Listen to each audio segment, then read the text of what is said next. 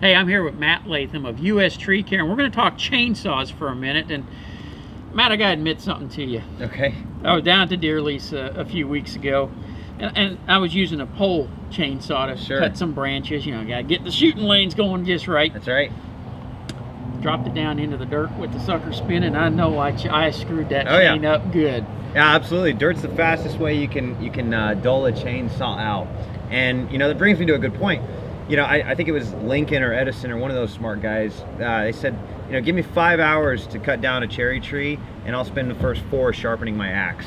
And it's so important. Chainsaw maintenance, keeping a sharp chain while you're running it, is so important. And let me tell you why. Imagine you're cutting a steak with a butter knife, right? If you got a sharp knife, you're cutting it no problem. If you got a butter knife, you're digging in there. You need to buy a better steak. You need to buy a better steak, absolutely. But when you put all that force down there, imagine you're cutting with a chainsaw that's spinning at thousands of rotations per minute. Now, what happens when you're pushing down and all of a sudden you lose control of it? Could create a problem.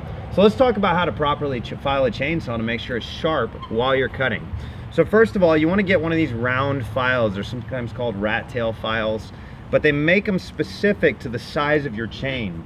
So what you want to do is on the side of the bar, you'll usually see some numbers here.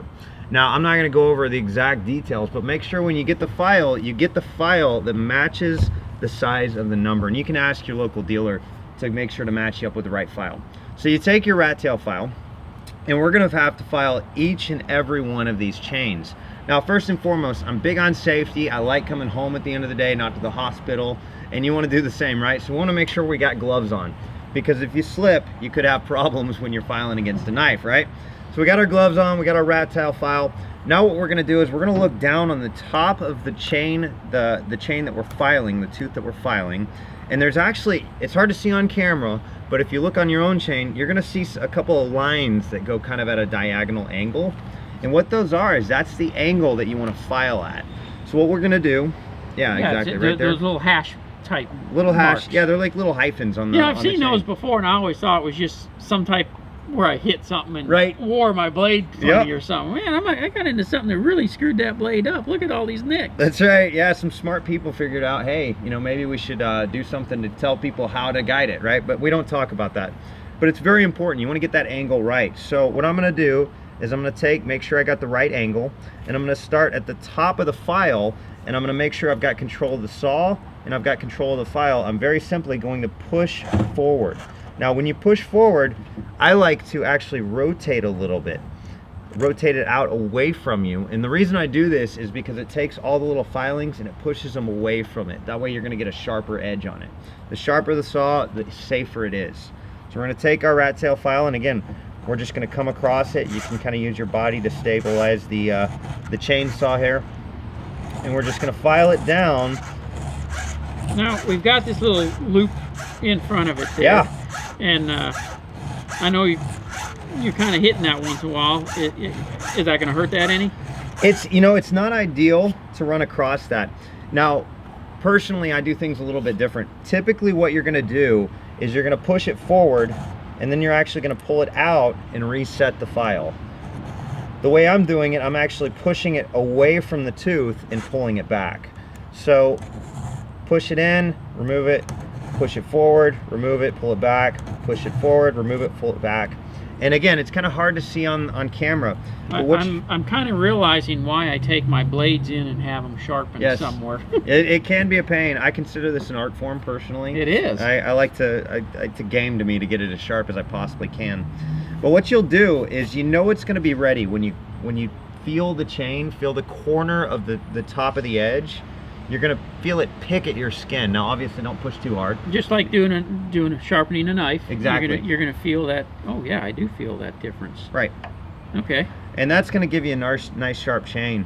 So after you've filed each and every tooth, what you're gonna do is a lot of times the chain is gonna get loose. Now it's metal that's spinning. So if it's cutting, it's not gonna get very hot, and the oil is gonna keep it pretty lubricated. But when it's dull, it's actually rubbing against the wood, and it's creating a lot of heat and friction.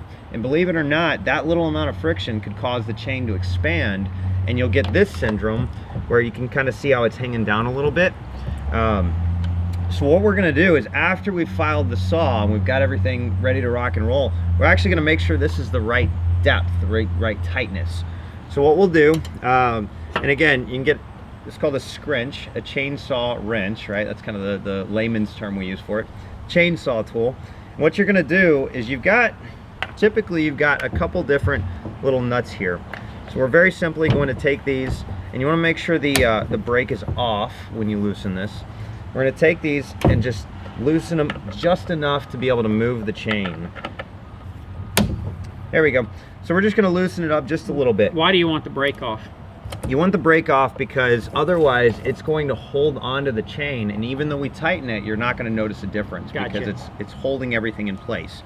So we take the chain brake off, we've gotten these nuts loose, and then you're either gonna find it on the side of the chainsaw right here, or underneath it, somewhere in there. But there's usually Poland typically is underneath, and Echo and steel are to the side. The Exactly. professional guys put it on the side. That's right. That's right.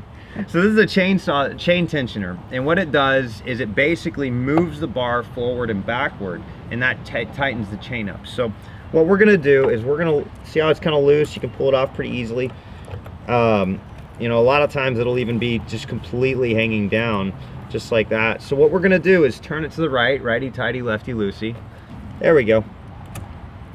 All right, so we're gonna tighten it just until you can just barely pull it off. And you don't wanna be able to pull it off too much, because what'll happen is as you're cutting, that chain will actually pop off of the bar and it can knock it loose. So you wanna get it just tight enough to where you can barely pull it up. You don't want too much tension. You don't wanna be able to stick anything between the tooth that guides it and the bar. But once you get it tight, again, keep the chain brake off. You're just gonna tighten those nuts back up.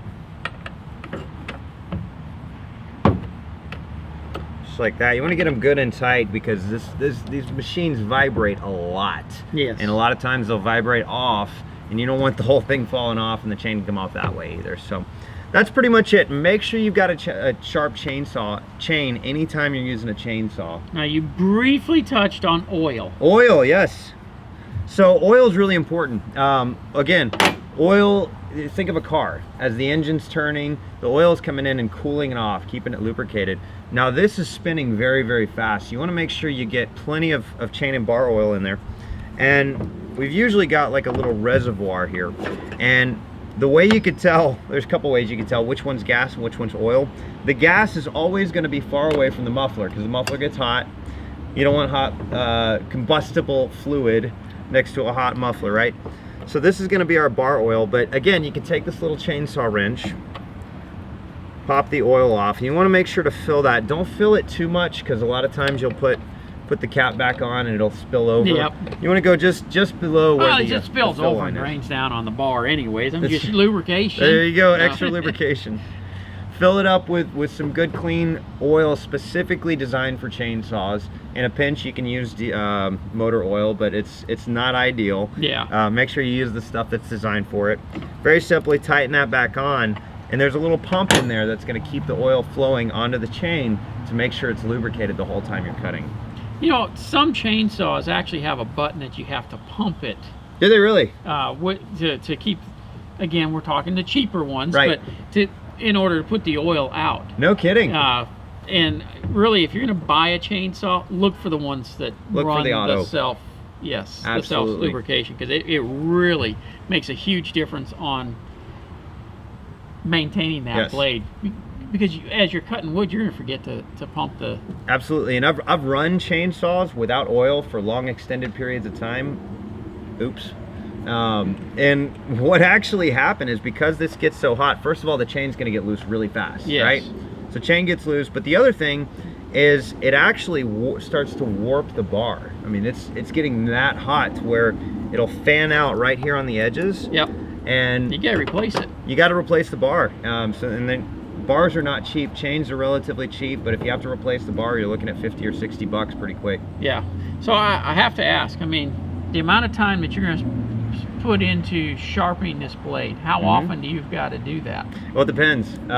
If I cut into a tree with metal in it, or concrete, or let's say I'm not paying attention and I do let the chain spin into the dirt because I'm cutting a log too deep or something like that, it's going to last until I get it in the dirt. Once you hit dirt, it's toast. But typically, if I'm using like the chainsaws I bring in the tree with me, we're just cutting fresh tissue, a lot of dead tissue, things like that. They're going to last several weeks pretty quick. Okay. Pretty easily. So the average homeowner shouldn't have to mess with this more than every year or so. Exactly. Yeah. If you do it right and you make sure you're cutting properly, and we'll save that for another video, of course, but if you're doing it right, you've got the right stance, and you use the chainsaw the way the chainsaw was meant to cut, which is wood. Yep. It's going to last a long time. So you can go ahead and sharpen it. I would price a new chain blade first, though. You're going to find they're pretty darn cheap. Yep. And you may want to just go that route, especially if you're only going to sharpen this thing every year or two. Let's face it, most of us, we're not cutting that often. Right. And another option there too is you can actually pay chainsaw suppliers. Most dealers will have a sharpening service for you. And it's really cheap. Yep. $8, $10, and you got a brand new chain. So it's really not that expensive to maintain it, but tools make the job. Take care of your tools, and your tools will take care of you. Absolutely. Hey, this is Matt Latham. I'm Jim Dutton. Tune in to Texas Home Improvement every Saturday from 12 to 2 on 820 WBAP, from 2 to 4 on 740 KTRH, and then on Sundays from 2 to 4 on 1080 KRLD. And don't forget about our website, thipro.com. Have a good day.